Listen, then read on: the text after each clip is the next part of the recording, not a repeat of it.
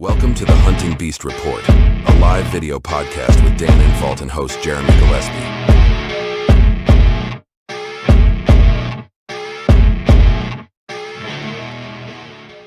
Today's podcast is brought to you by Stealth Outdoors. The off-season's a great time to rehab your gear, so head on over to Stealth Outdoors at www.stealthoutdoors.com to pick up some climbing stick wraps, cam buckle covers, platform cable wraps, or stealth strip rolls for all of your miscellaneous silencing needs. Today's show is also made possible by Hunting Beast Gear, innovators in mobile hunting gear and the designers of the Beast Sticks and Beast Stand. Check out the latest products at www.huntingbeastgear.com. And now, on to the podcast. All right, we're live. I think a little different technical setup today, so people in the chat, let us know right away if you can hear us or if we got any echoes or any weird stuff going on. But while we're doing that, Dan, Ashley, how are you guys today?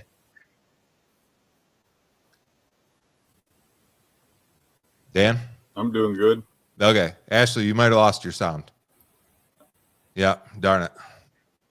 Everyone says we can hear you, so that's a good start. We'll wait for Ashley to get back on. Dan, today we're going to talk about the season, which is right around the corner. And for you have a Nebraska tag, and they've got a September 1 opener, I believe. So let's kick it off there. Yeah, Eric is so excited. He's leaving tonight or tomorrow morning or something like that. He just said he's going to run out there. He can't take it no more. Yeah. So he's going to get out there early. So instead of driving together, he's going to go early. And I'm leaving in a couple days. So, yeah, I'm looking forward to it. We got a plan, and it's going to be fun, kind of to rival Shane Simpson's group. His group's calling themselves Tracker. And Jacob's going to be there again this year, and we're all going to kind of go up against each other, see what we do. It should be fun. Really looking forward to it. It looks like the weather's going to cool down a little bit. It's not going to be so hot out there, which is nice because last year it was torture. Over 100 degrees 3 days. Yeah, so that should be nice. Really looking forward to that. We're getting back from that, and there'll be a slight break, and then we'll get into Wisconsin. Start hunting the swamps and stuff. And then from Wisconsin, we're going to do a special hunt with the vets and help some vets get started into hunting in Kentucky. And I might even do a little hunting down there myself. But the focus will be on the vets. And then from there, Kansas. So I got a pretty full plate. Yeah, real full plate this year. How do you deal with that? Because I know when I've got a bunch of tags, I start getting stressed out sometimes if things don't happen. Like, let's say you go to Nebraska, maybe you got, I don't know what you've got, 3 days, 5 days a week, whatever it is. And things don't start happening pretty quick. And then you go to Wisconsin and maybe things don't go exactly the way you want early season. All of a sudden it's October and you got 4 or 5 tags. I start to lose my mind a little bit. Yeah. I used to get pretty stressed out about it when I was younger. But when I was younger, I'd also go to a state until I got it done. Like I just keep going back. Like okay. every weekend I do a 4-day weekend or something, and I do a couple weeks in rut, and and then I almost always succeed. Nowadays I kind of I got a week here at the beginning of the season. I'm gonna hunt it. That's my goal. My goal is to get one opening week, and if I don't get one, it doesn't bother me. I mean, it ain't gonna force me to shoot something I don't want to shoot. I'm not the guy that's going to come back with a little 2-year-old or something, I'm going to hold out for what I want. And if I get it, I get it. If I don't, I don't. That's just kind of my style. And it doesn't stress me anymore. I got a wall full of bucks, and I'm satisfied with what I've done with my life.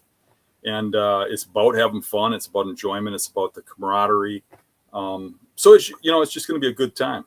I was getting all my stuff together, and I pulled out my Vortex binoculars, and from them rattling around in a box full of junk without closing the lens thing that comes out up to your eye. Yeah, I snapped something in there and broke them. So I'm like, I gotta have binoculars for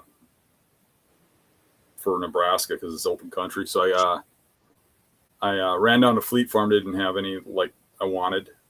So I called Vortex, And I said, how fast can you ship me a pair of binoculars? And got binoculars from them. They had them here the next day. And then they said, hey, if you broke those, send them back. We'll fix them free. Nice.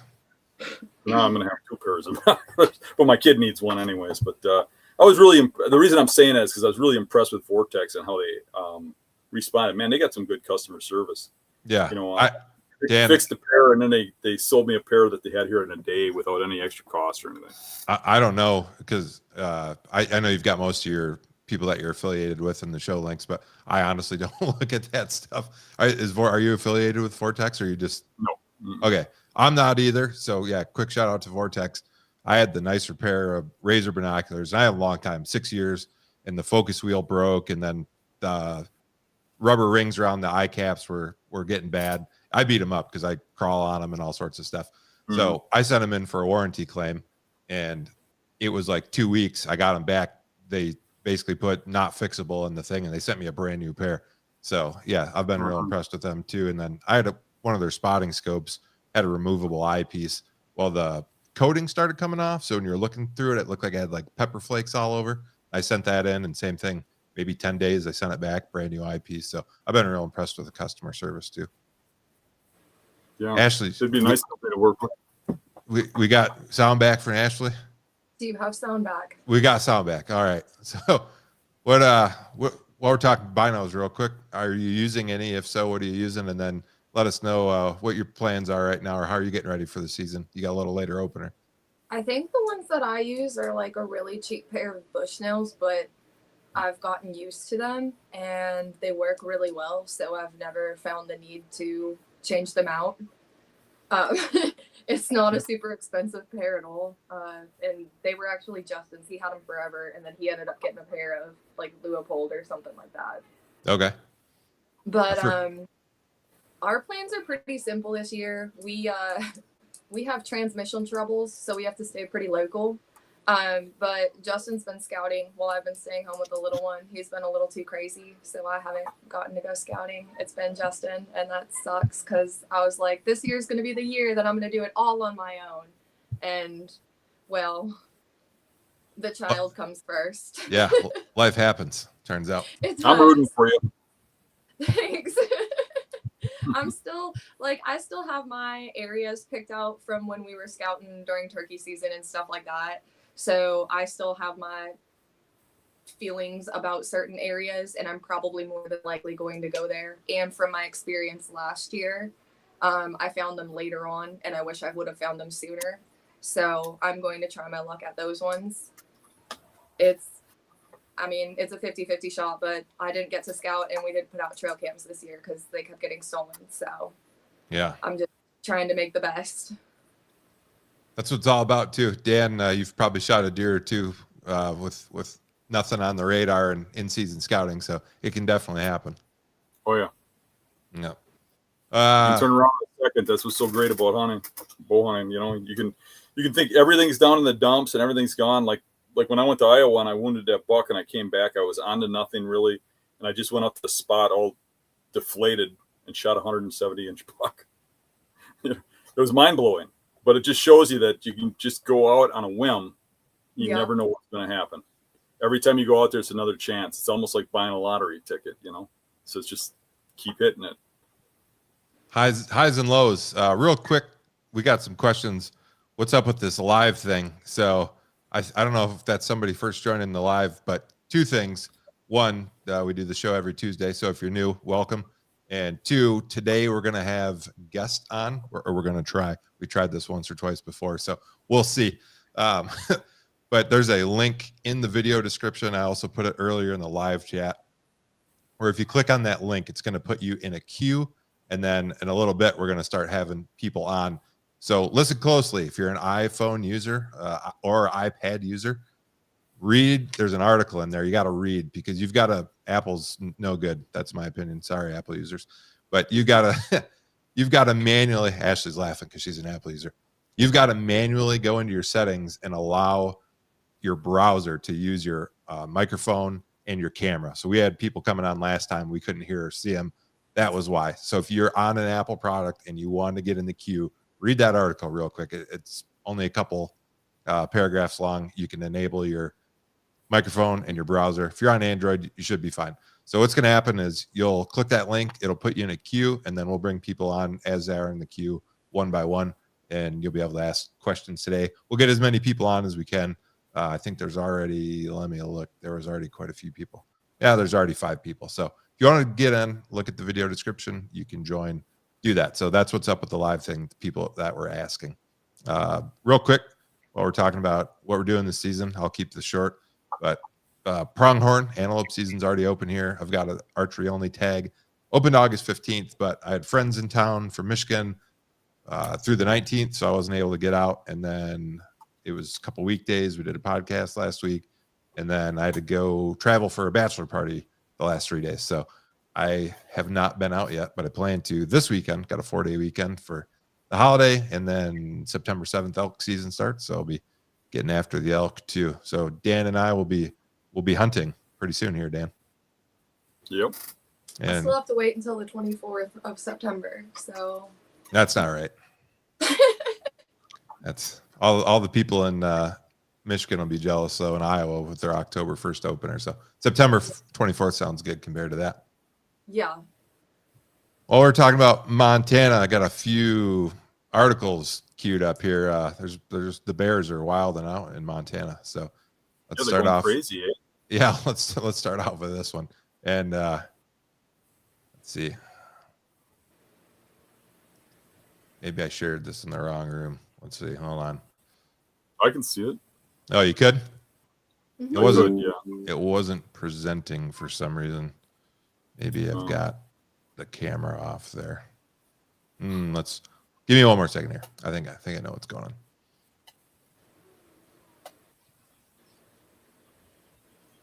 I need to do this possibly. I don't know. Stop presenting for some reason. We're gonna skip the articles, maybe. Okay. Yeah. Okay. Well, anyways, there was 40 miles south of me about 2 weeks ago in a private campground. I'll just give a summary. People, if they haven't heard of it, they can Google the article. But a black bear got into a tent and unfortunately attacked a little girl, 3 years old. And they said there was food or attractants in the tent. So that's a big no-no in bear country. That's the reason I want to bring the article up. And most people know that, but you wouldn't think maybe in a campground. And this is right basically in the town of Red Lodge. And Red Lodge is at the base of a mountainous area, but it's, it's a city of a couple thousand people. So they had food and or toothpaste, anything that smells. And the bear got in the tent and bit the girl. She survived and she's out of hospital and everything. So that's good. But yeah, if you're in bear country, no food, nothing smelling your tent, put it up. And the common knowledge out here with the game department tells you to do is at least 10 foot up and at least 6 foot away from the trunk of the tree. Throw a rope over with a rock or whatever, because bears will climb the tree if it's close to the trunk and they'll still get it. So good bear safety if anybody's heading into bear country this fall. So they hunted down the bear and killed it, right? They did. Yep. They found that bear, what they believe to be the bear. And I heard, it's not in the article, but I heard that was like a known bear in the area and it had never been a problem, but then it got into the attractants. And once they do that out here, they usually kill them if they can find them. What's interesting to me is when I do a lot of bear hunting and camping while I'm bear hunting, and most bears, no matter what you're doing with your food, are scared to death at your campsite. But the way they portray it, they kind of portray it like bears are going to attack you if you have food out, and they're going to come. They're going to be there. They're going to smell it like it's a bait pile or something. But they're so scared of people, they usually don't come.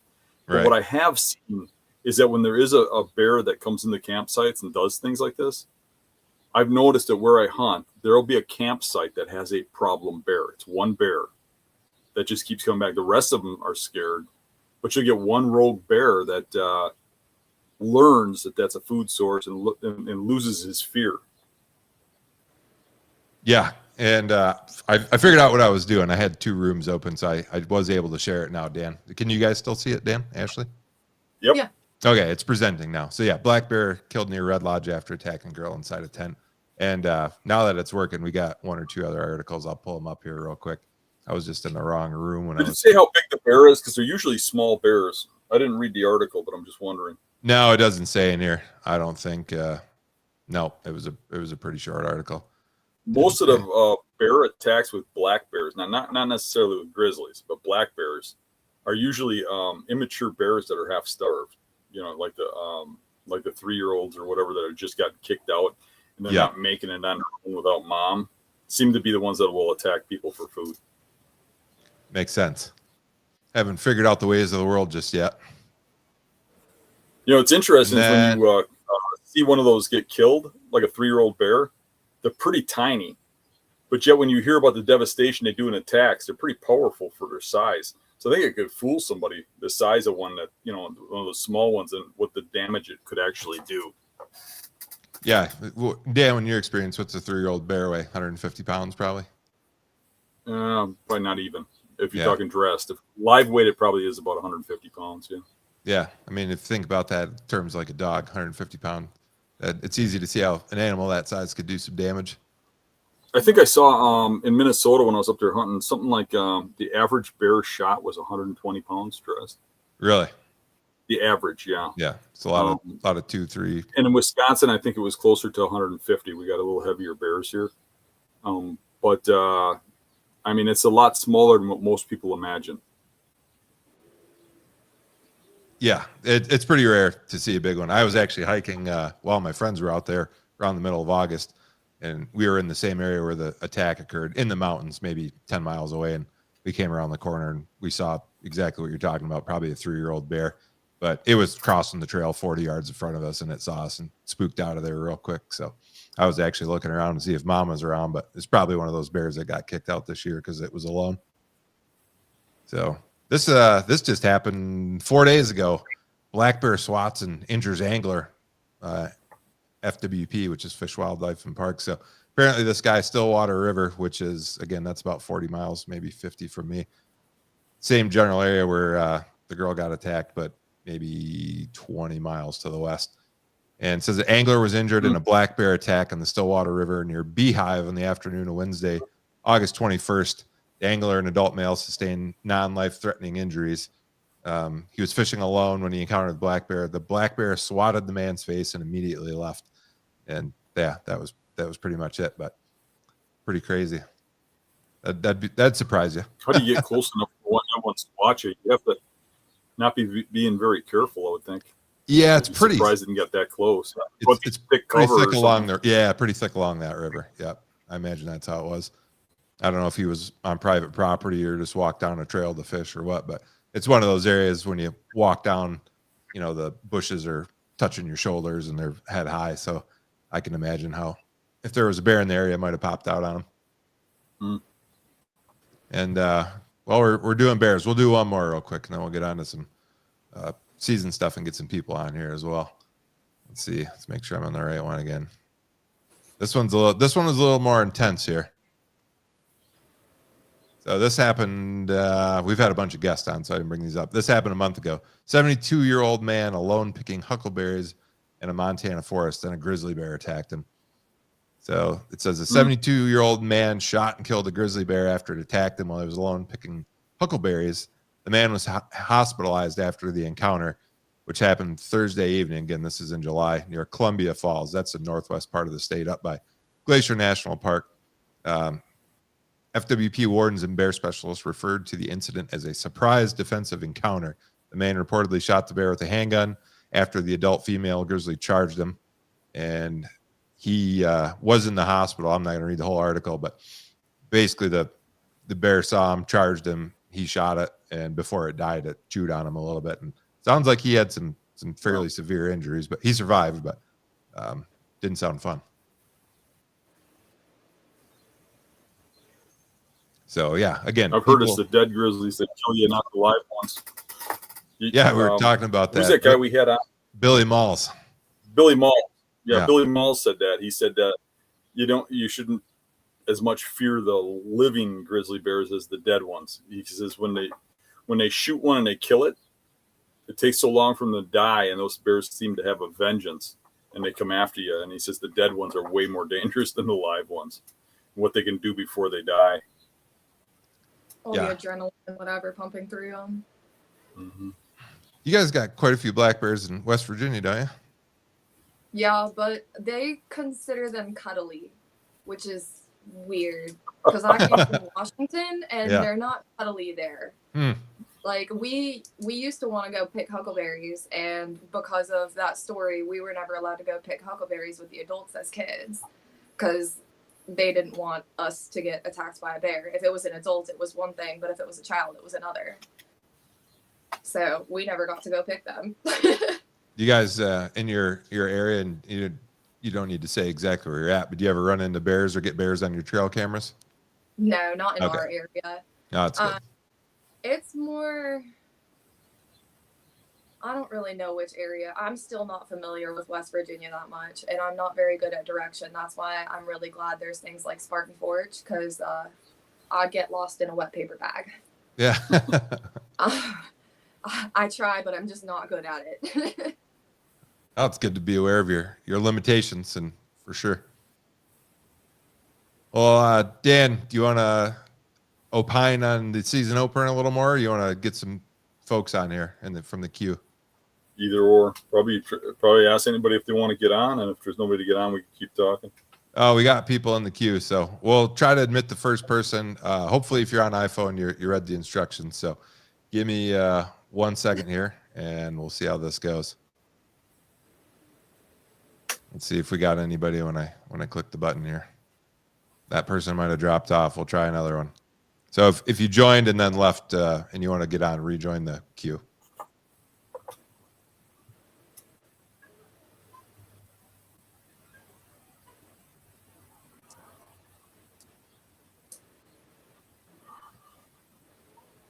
And nope, we got one, I think.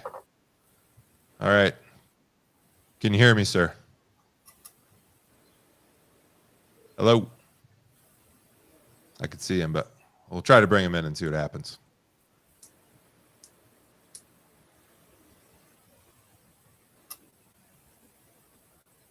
We can see you. Can you hear us?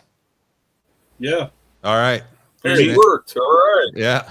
I'm the first one. All right. You're the first one. Imagine that.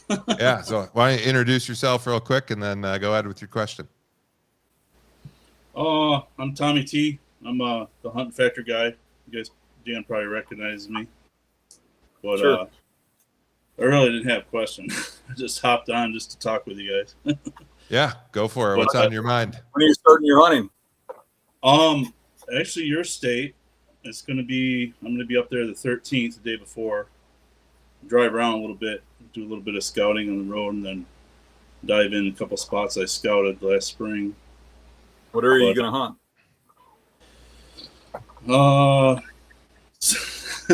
Central Wisconsin. Yeah, there you go. Keep it broad. Yeah. Yeah, I would probably personally, if you don't have a destination, I would hunt more southwestern. I think that's the best area of the state. Right up against the river is really good. Like Grant County, that area. That's where a lot of the big bucks are coming off of the public, and it's kind of a sleeper area not a lot of people know about, but it produces some really big animals. Most of the 2-year-olds are poking young over there. And you get to the center and above, and center ain't bad, but it ain't great. But you start getting north of there, and it really starts going downhill quick with the wolves and over harvesting and stuff. But that southwestern corner, further south and west, you get seems to be pretty good. Cool. Did you already have a destination? I got a couple. Yeah, I did find one area that kind of had rubs on both sides, and kind of like a bedding area in the middle. Yeah. I think I asked the question in the chat a while back, and it looked like a really good spot. A lot of sign, a lot of rubs that were fresh, like maybe late season, and then rubs that were older, like earlier season, in a creek bottom. I just hope the weather is good. Did I read that right? You're traveling to Wisconsin from someplace else? Yeah, I'm coming from Michigan. Yeah. Cool. Yep. Is this your first tag in Wisconsin? Yeah. Yep. How much did it cost? I think it was like 109. Yeah. I think Evers they finally raised raised it up. the It price. was $85. When Scott Walker was in office, the Republicans, the nasty Republicans, lowered it down for non-residents to $85. But I think Evers jacked it back up. But even 109 is pretty cheap. Yeah, a lot cheaper than Ohio. I went to Ohio last year. That was $289, I think. You guys think that's bad? Illinois Montana. is like 600 something. Yeah. Montana, but by the time you buy everything you need, the deer tag, they make you buy all the other crap, conservation license, state lands, all this other stuff. It's $800 and some now. Washington State was like $849 or something, and that was just for the tag alone. Like, because I was thinking about if I go back to visit my parents, and I was like, absolutely not. Nope. Yeah.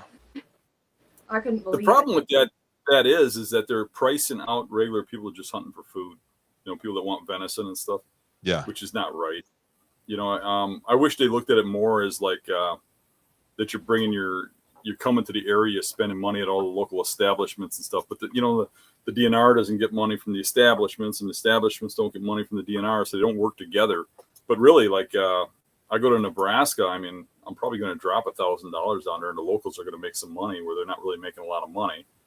And or you come into Wisconsin, you're going to get a room, you're going to, you got to eat, and you got to get gas and stuff like that. And they just don't look at it like that. And I don't like that they price people out, because it keeps young people who don't have a lot of money from traveling and from adventure seeking.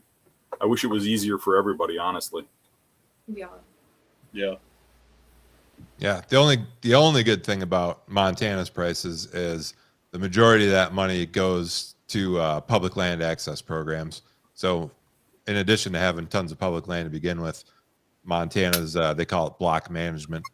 Block management's private lands. Every state's got a similar program, but it's private lands that the state pays the landowner money to allow hunting permission. And there's, I forget how many, there's something like 8 or 9 million acres of block management land in Montana, a ton of it. And that's all funded by non-resident license fees. So you guys can get mad at me, but thanks for opening up a bunch of land for me. Wisconsin's got a good program. When you buy a tag in Wisconsin, the governor gets a new Lamborghini. Oh yeah, that's great. That's great. That one's a little harder to support. So, well, Tony, thanks for coming on. You got anything else you want to say? And if not, we got a couple more people in the queue. Oh no, it's Tom, not Tony. Oh, Tom. Sorry, someone typed Tony in the chat, so I thought it was Tony. No, Apologize, Tom. No, that's okay. No, good luck to everybody, and I'm excited to hit another state. Each year I'm picking a different state. Cool. So this year is Wisconsin. Next year I might do Indiana. So forth. Did you say you're coming early season? Yeah, the opener. Yeah. For Wisconsin. Yeah, it's a great time to be out. Yeah. Yes, me, it's better than the rut. The whole woods fills up with guys. Yeah, but you still got those mature bucks moving on summer patterns. Is it supposed to be hot again this year for the opener? Because last year it was toasty.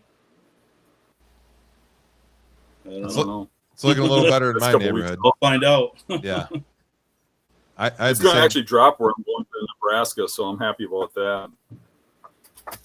Yeah, same thing here. I had the same weather early that Dan had in Nebraska last year, 100 degrees for about 4 or 5 days, and that was not a great time. Right now, you can just starting to see the end of the 10-day. It's looking like it's going to be low 80s for me, so that'll be much better. So, all right. Well, thanks again, Tom, not Tony, and we'll catch you next time. Thanks. Yeah. Best of luck. Yeah, you Thanks, too. Tom. Yep. Okay, let's get into the queue. I think we got one or two more here. Let's see. I think that one is gone. We'll try again. So if you guys are getting in the queue and dropping off, just stay in the queue, because sometimes when I'm clicking to try to get you guys in, it's gone. So Click on another one. I think we got another taker. I can see you. 1 second, sir. I'm going to transfer you here into the main room. All right. And it looks like you're there. Can you hear us? Can we hear you? I can hear you. Yeah. Oh, we can hear you. So we're off to just a fantastic start today. So go ahead and introduce yourself real quick and go ahead with your question.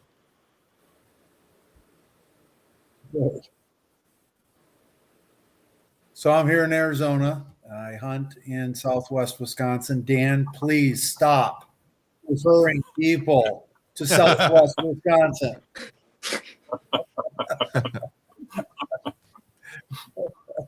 Where should they go instead? Anywhere else? Just not Southwest. Were you dropped Wisconsin? on your head as a child or what? I mean, come on. Sorry. Yeah. I just like to see people successful. Yeah. That area has very few people. It's amazing how few people target that area for how good it is. Yeah. No. And we didn't catch your name there either, sir. Yeah. It is a great place. I love the hill country. And you're exactly right. It's a great place to hunt. You get down by the river. I'm actually going to shoot my first buck on an island this year out on the Mississippi River. That's a goal. So nice. You getting up for the opener? Well, I'll be up there mid-October through mid-November this year. That's fun. Yeah, it's a long trip to get up just for the opener. So you're probably planning it around rut, I would imagine. Yep. Yeah. So Dan, the question is, how many shooter bucks have you identified on public land, and what's your plan? I don't have a lot of them that I've seen this year yet. I got a few that I'm hunting from last year. But I did just locate one that I've been trying to see. I think I just did a video about it. When it was crossing the road, I got him on cam. So you start showing yourself on camera, you're going to die. I'm going after him. But he is a large 8, which I thought for sure he'd be a 10 based on what I was being told by people. So maybe it's a different buck, but he's coming through right where everybody's been seeing him, all the locals and stuff. So I'm going to go after that one. And I'm going to go after some of the ones I was after last year. But the trouble with the last year's ones is you never know if they're still alive. But there's always something big around. But I don't have as many of those giants that I've been tracing for 3 or 4 years now, because I kind of killed a bunch of those off and I haven't located new ones. So I am kind of starting out fresh here. I got a couple good bucks, but That's a great I don't problem. really look at them. I don't really look at them if they're under 140. You know, I kind of look at the ones above that. Not necessarily that they have to score that. That's kind of general. I mean, I'd shoot 110 inch if it was a 6-year-old buck with, baseball bats coming out that only had 2 tines or something. So take the score with a grain of salt. But usually, an average frame deer needs to be 140 or better before it gets me excited, because I've got a wall full of those. Not saying they're bad deer. It's just I'd like to get, bigger bucks. So I don't really target those. I'm not saying I wouldn't shoot a 140-inch buck if it's really 140 or 135 inches. That sounds small, but it's not. Most people are exaggerating. 135 inches is a big buck. I would shoot those, but I'm not going to target it. I'm not going to go out and hunt that buck down and waste my time on that. And I'm not saying it's a waste of time. What I'm saying is that I'd rather target something that's mature, that's bigger, And so I end up with only a couple targets, 2, 3, 4, and then I shift around from spot to spot. And I try not to put all my eggs in one basket, because deer get killed. And because if you hunt them too hard, you spook them. I kind of try to do it in the right winds, the right timing, and just hit the bedding one after another. But if the timing ain't quite right, I'll go hunt this one over here for a little bit and then come back, So I do kind of shift around a little bit. On years like this, when I don't have a lot of big target animals, I will kind of hunt an area down. And I do this a little more when I'm on traveling trips too, because I generally don't have a target on a travel trip. So what I'll do is I have areas and destinations in mind, and I'll go in and I'll hunt my way into a spot from a map or a spot that I've scouted, and I'll hunt in there, and I'll kind of look as I'll scout my way in and not necessarily take the beaten path. And by going in there and hunting where I want, I'll see the sign back there, and I'll know if there's something really big in there marking things up. And if there's not, I'll kind of lay low on that and move to another area. And I'll keep shifting around like that until I hit a spot that's got those, fresh rubs that are chest high, real big tracks, shining sign, and then I'll kind of start focusing. And then I'll hunt all the bedding around that area. And you kind of got to do that. I think too many people go and they hunt a property, and they go to that property year after year. And it might be a good property, and you might get good bucks out of there occasionally. But what will happen is if there's not a big buck there, you're wasting your time. So for me, what it is rapidly get into a property that has a big buck, because they're not on every public property. So you got to get to the properties that have the bucks and then hunt them down. So it's a method of moving around rapidly until I get on one of those bucks and then focusing.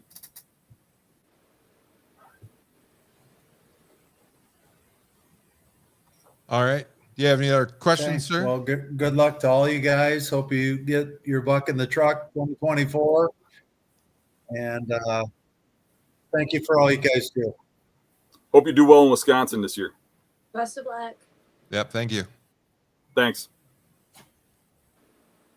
All right. Let's see. I think we got one or two more in the queue. We'll try to get them on. We'll, Ashley, I don't know if you've been looking, but if there's questions just in the text chat, we'll take some of those too after we run out of queue folks here. Yeah, there's been a few questions. Go ahead with one of those. I think if you were in the queue and dropped off, try rejoining, but we'll go ahead and take some of those questions now. Okay, I'll scroll back down because there was more questions down here. Zeke wants to know if Dan is planning a mule deer or whitetail hunt for Montana sometime. We would love a Jeremy and Dan Western hunt, even with rifle. Yeah, I would like to get out there, but I kind of like to maybe do elk, but maybe I could do a combination. I don't know how that works. I've got some like up point or 2 points in or something.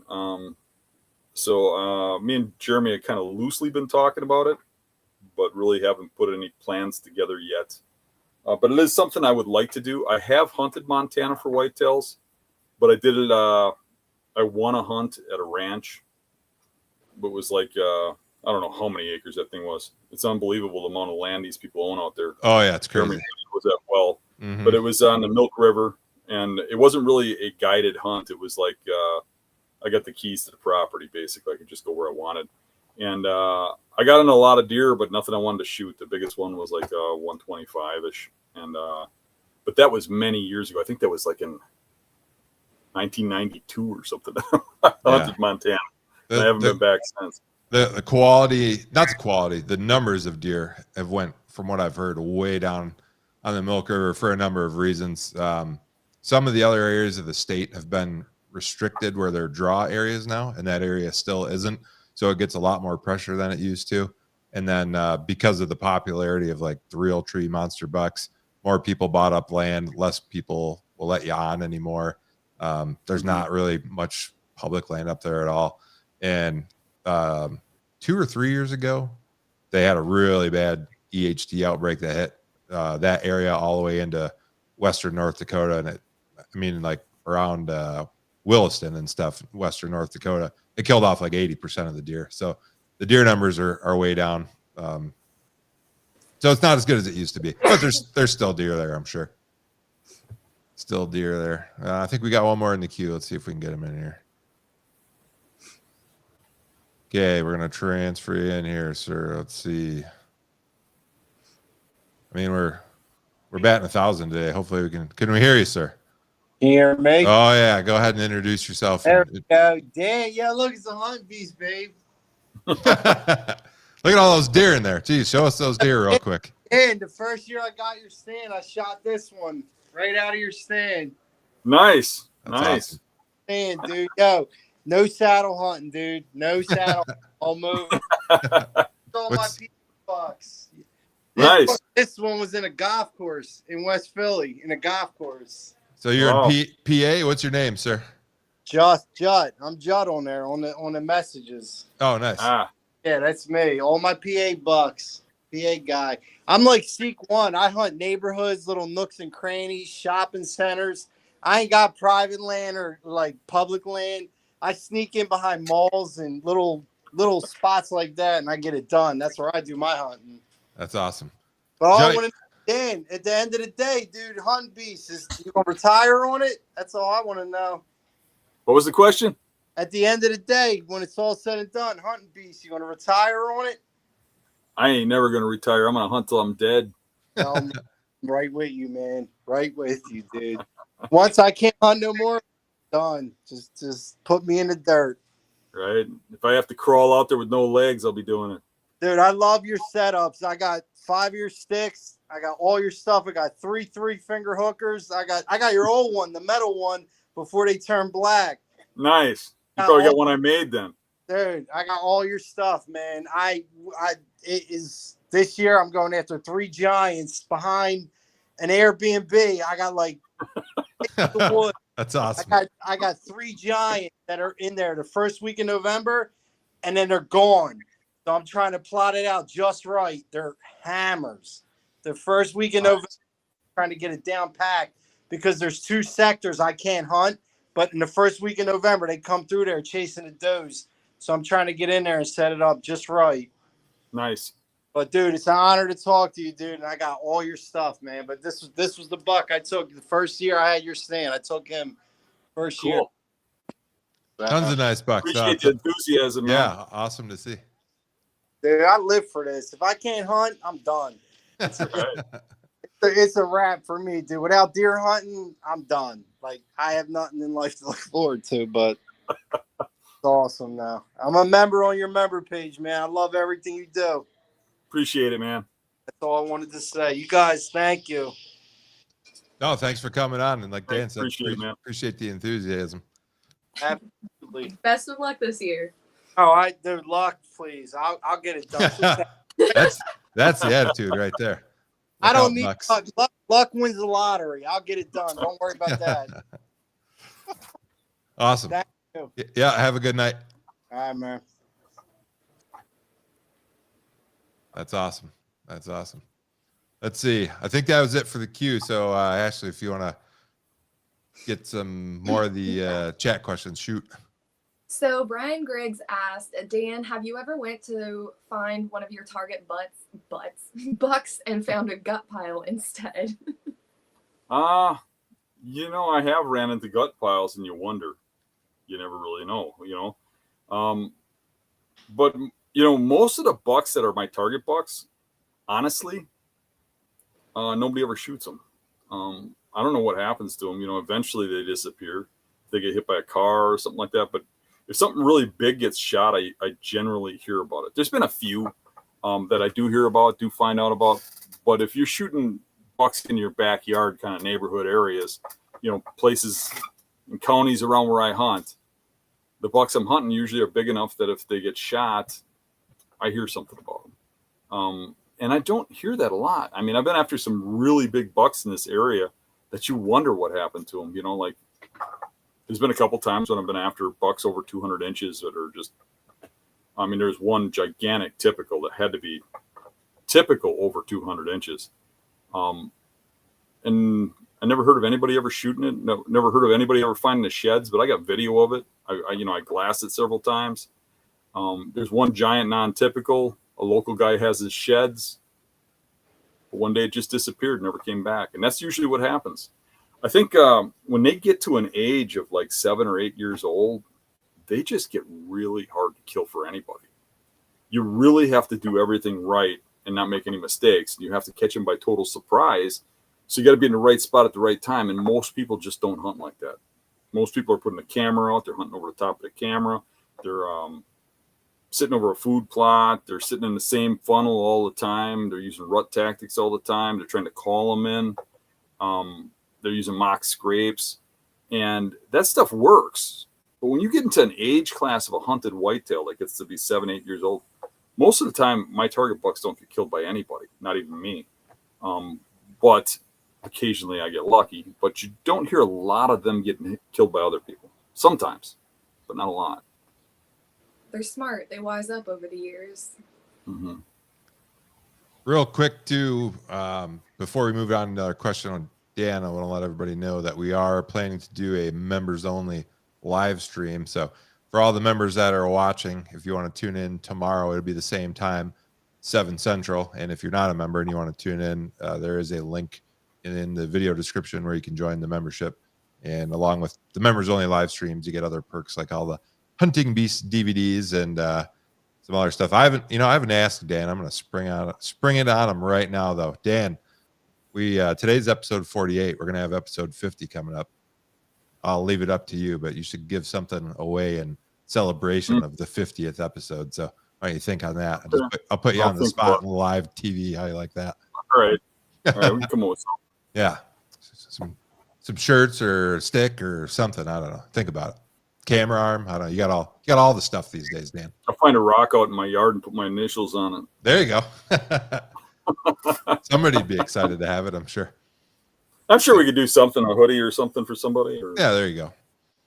Yeah. Then I'll really put you on the spot when we get to 100. So. Okay. Yeah.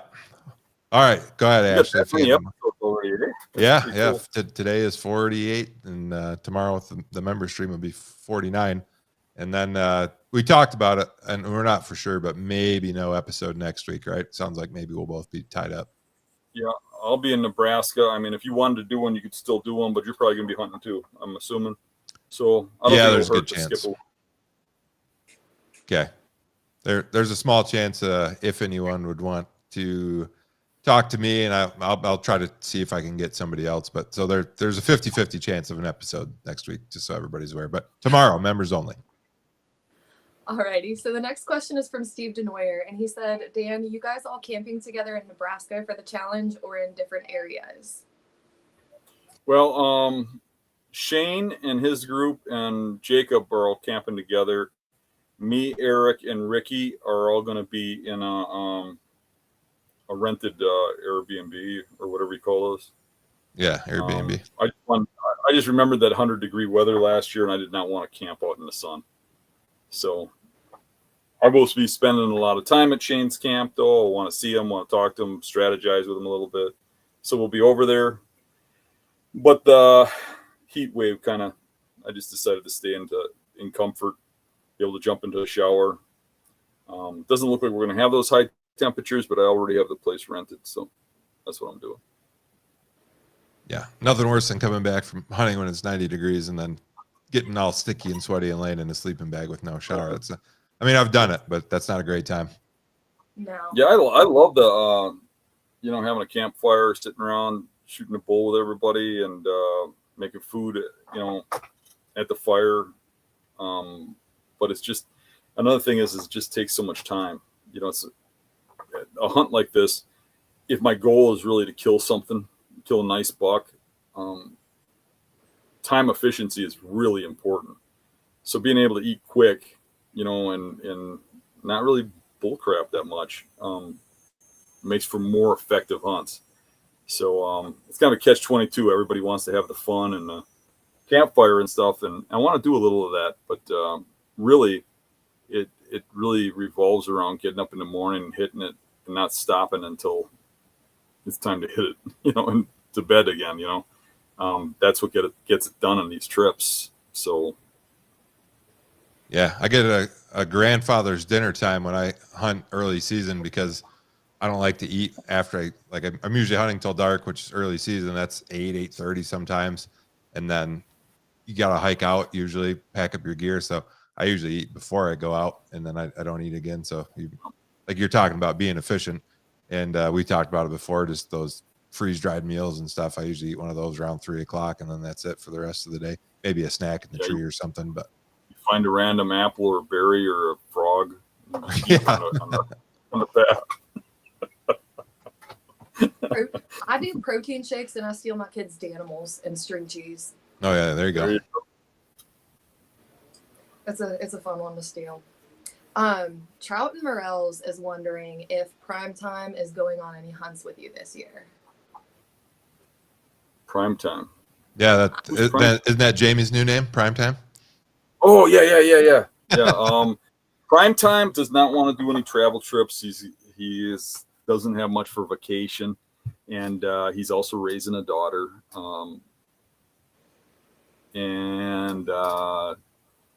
So he is going to do a lot of hunting. He's going to be on the videos, but he's going to mostly hunt around home, chase around over here. I tried to get him to just, come out to Nebraska or something. He just can't swing it with his work. So, yeah. And Zeke was asking about if we were going to have a collaboration. We were going to this year. I was going to try to get to Nebraska, but I already had quite a bit of time in September off for my elk hunt. And when I asked the boss, the slave drivers that they are, if I could have any more time to go to Nebraska early, they said no.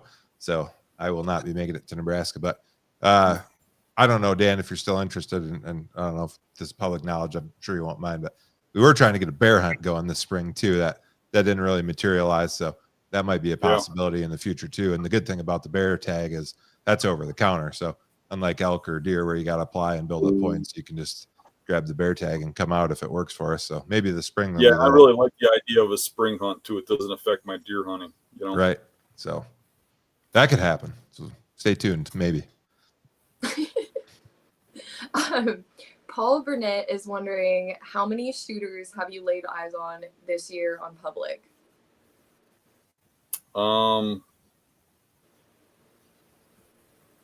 Depends on what you call a shooter, but target wise, probably 140 and up, 3. I'm seeing a lot of deer that are in that like 130, 140 range. But above that, probably 3. Yeah, the air gets pretty thin pretty quick. I don't care where you're at above 140. They're just harder to find. That is true.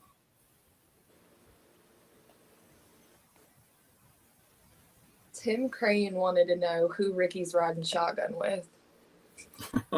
Well, that's kind of a weird question. Ricky was over by my house about a week ago. We wanted to go put a camera somewhere to get some knowledge on something for Ricky. So he came out here.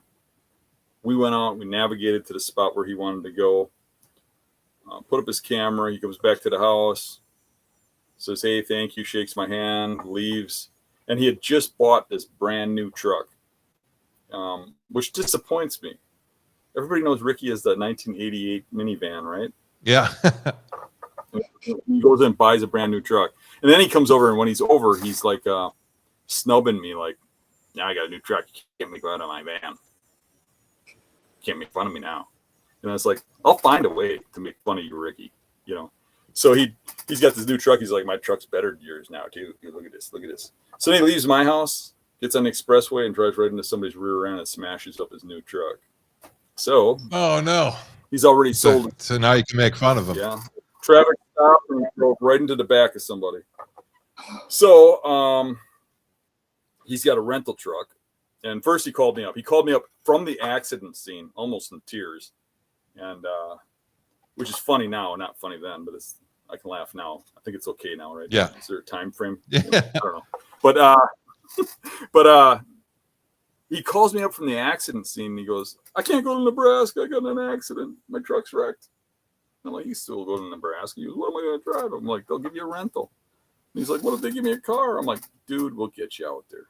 It's just an accident. You got insurance. If nobody's hurt, you're fine." Yeah. And then he calmed down. When I explained to him that really accidents happen, everybody has them eventually, and that's what you got insurance for. You got full cover insurance. Don't worry about it. Don't sweat the small stuff. So now he's all pumped up about going now, but he's got this rental truck, which is weird because it's I got a full size Ford F-150, and this is a Ford, and it's bigger than mine. And he goes, "I can't go out in the sandhills because it doesn't have 4-wheel drive." I'm like, "What? Did he even make them like that?" But so I'll make fun of him with that. But I was gonna say just jump in my truck, but I was gonna take Eric, and then Eric called me today and he said, "Dan, I know you're planning on driving with me, but I can't take it anymore. I'm leaving. I'm heading out there." I'm like, "What?" He goes, "Yeah, I finished up my construction job." He's an independent contractor. He said he ran out of his work And he said, I just want to go. He goes, I'm pacing the floor. He goes, I want to go glass some spots that we don't plan on hunting and stuff. I'm like, dude, get in your truck and go. Just go. I'll meet you out there. So then Ricky's like, I don't know if I want to go Friday or I want to go Saturday. And I'm like, I'm leaving Friday morning early. And he's like, well, I'll probably just meet you out there. So we're all driving separately, unfortunately. Because it'd make great video to sit in the truck for 10 hours with him making fun of him, but he's not going to allow that. Yeah, there are definitely positives I've learned, though, to driving separately for a lot of reasons. If you're out in the field, you want to leave earlier, you want to go scout something farther away, you get two guys. Yeah, if we're dropping somebody off at one property to another, those properties are pretty far apart. Yeah. And a guy is sitting there in the dark for 3 hours waiting for somebody to get back or whatever, you know? Yeah. Yeah. One of the things that I'd done previously in Kansas was we rode together, but then when we got there, we got a rental car because it was cheaper to rent it locally than it was to rent it from far away and drive. So we just got a rental car for a couple of days. So we had a second vehicle while we were there. And that's worked out pretty good a few times. The one thing that bothers me about this hunt is the way it worked out. Nebraska used to be over the counter, and now you got to apply. And I really wanted to just take somebody from the public. I wanted to pick a member and bring a member, and I just can't now because they don't have tags. So I'm kind of stuck with the Ricky, Eric, Shane Simpson, Jacob theme. But should be fun. At least we'll get some good footage, I'm sure. And I'm really expecting somebody's going to kill one now because this is a return trip, and now we've got a little bit of knowledge. Not Ricky. I mean, Ricky's going to go to that same place, have all those bucks all over him again, and not shoot anything. But I think between me and Eric, one of us should shoot something, you know? Yeah. All the pressure's on now. The return trip, that's usually when things start going right. So that's when things start dying, yeah. Hopefully. That's what I'm hoping for. I found a good area last year for elk. I had several encounters, too many that I should have capitalized on and didn't for various reasons. So this is my return year to that area. And I'm hoping that, you know, the elk are a little different than deer. They're not always in the same area year to year, but conditions are very similar this year. We had a wetter spring like we did in 23, and then it's dried up pretty good. And there's some like cattle, you know, watering holes in that area that hold water even when it's dry. So I got a good feeling they're going to be back in that area. And it seems like the elk generally, they if long as they're not pressured, they kind of return to the same areas to rut, it seems like. So we'll see. Cross your fingers for me, Dan. Crossed. Yeah. There aren't too many more questions. There was one, it's not a super serious one, but Farrell is wondering if there's any plans for Beast plaid pants. Beast plaid pants. Yeah, straight out of the 70s, huh? Go with the jacket. You gotta make the full suit, Dan. The full suit. Full suit. A plaid suit with no sleeves and like a tie in a different colored plaid. That'd be freaking awesome. I can see you wearing it with your t-shirts with the sleeves ripped off too. I don't know. You might be able to talk Lou into making something like that. He made the plaid jackets, you know, the Beast plaid jackets, you know, which we kind of liked. I'm still waiting for the UP polka dot boot signature Beast boot to come out. They won't make them my size. I've been trying. We go to Walmart and they got those kids boots. They've actually got an olive drab boot with like pink and yellow polka dots.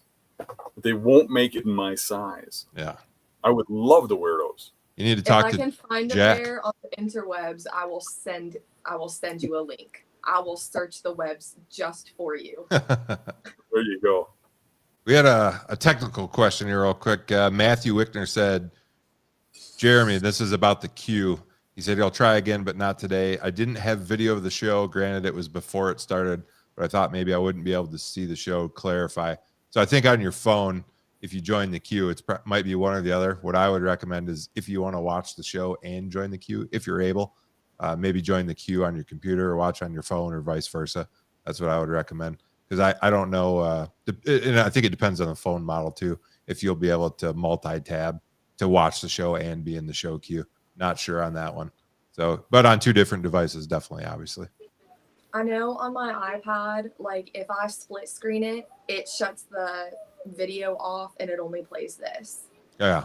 So I don't know about anything else, but I know Apple iPad stuff, and then on the phone you can't dual screen it. It's either one or the other. Right. So if you want to get in the queue, future episodes, probably plan on two devices. would be the best way to One do thing it. I would recommend on that though is to remember that if you're like on the phone with the chat and you're watching it on the computer, be ready to turn the volume off on the computer because you're going to get an echo otherwise. Right. It's going to come through.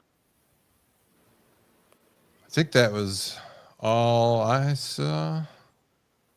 Steve Denoyer, Milk River is the place to go, I've heard. Yeah, 1992 when Dan went. It's Montana. Montana, and I've said this before. So I moved in 2019. I don't think I'm exaggerating. People think I'm exaggerating because I don't want people to come to Montana. Everybody can come.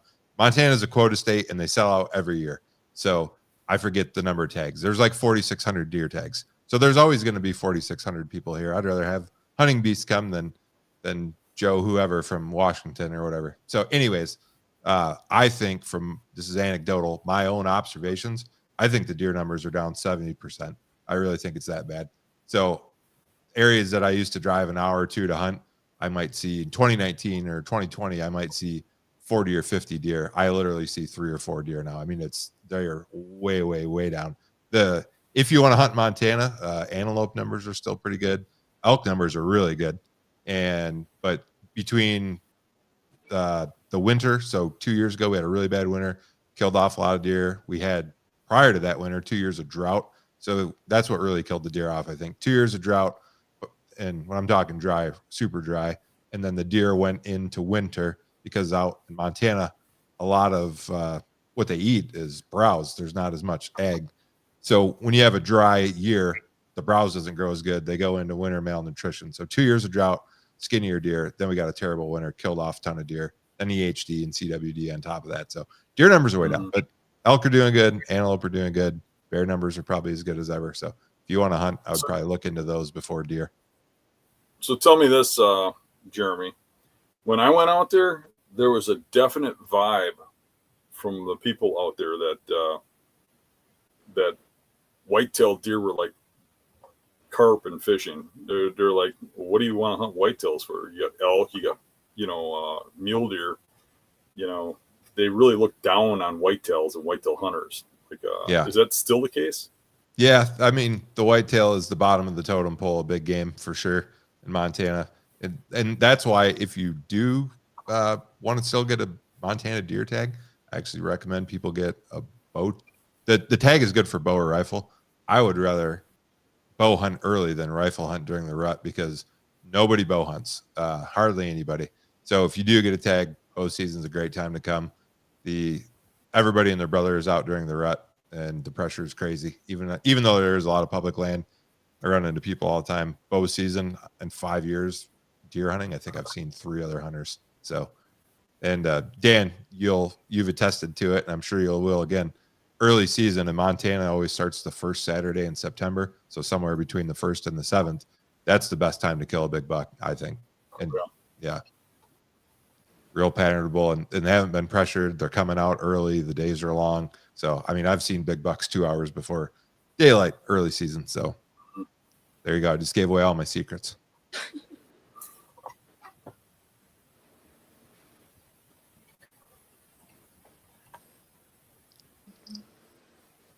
I think that was it. So, Ashley, you got any? Well, first of all, Ashley, I don't tell you thanks enough. So I want to thank Ashley for being on the show and helping to moderate the show. She's been a big help since she joined. And so I want to thank you. And then I'll give you a chance if you got anything you want to say to wrap it up today. You put me on the spot there. I wasn't prepared for that. Yep, here it is. I don't really have anything else to say other than a thank you to our members for being a part of the live and for being a part of the stream as well. It's really awesome. It seems like it's been growing, and it seems like the engagement has been growing, so it's appreciated. And I appreciate you guys having me. It's been a fun time. Yeah, definitely appreciate it. Dan, how about you? And we do I have noticed the last couple of weeks we've had some good guests on too, but even today, where it's just the 3 of us, the numbers are definitely picking up. You can tell deer season's almost here. And I'd like to echo what Ashley said. Thanks to all the members. I mean, we don't get on here, at least I don't, to talk about just about myself and Dan and what we're doing. We do it for the members, and we try to put out good, valuable information. So thanks for everyone to keep showing up. Yeah, really appreciate everybody coming and watching and enjoying it. And anytime you got any suggestions or you got some input, feel free to give it. Yeah, awesome. So we're gonna wrap up there today. Just want to say one more time, 2 things. Tomorrow, members only live stream, 7:00. If you're a member and you're subscribed, you should get a notification. If not, that'll be starting at the same time, 7:00. And I'll post the stream link early, like I normally do. So you should be able to access that a couple hours before. And then 50-50 on the show next week. So if you're planning on next week, we may or may not have a show because Dan's going to be out of town. So if I can line up a guest and I have time, I'll do it. But otherwise, it'll probably be 2 weeks before we catch you again. Hopefully, Dan will have a giant Nebraska buck down and I'll have an elk down. So we'll keep our fingers crossed. One or both of those happens. So I'm going to wish you guys the best of luck in that time. And I'm excited for y'all. Yeah. Thanks. Appreciate it. So thanks again, everybody, for joining. And we'll catch you tomorrow and then in a week or two. Catch everybody then. Bye.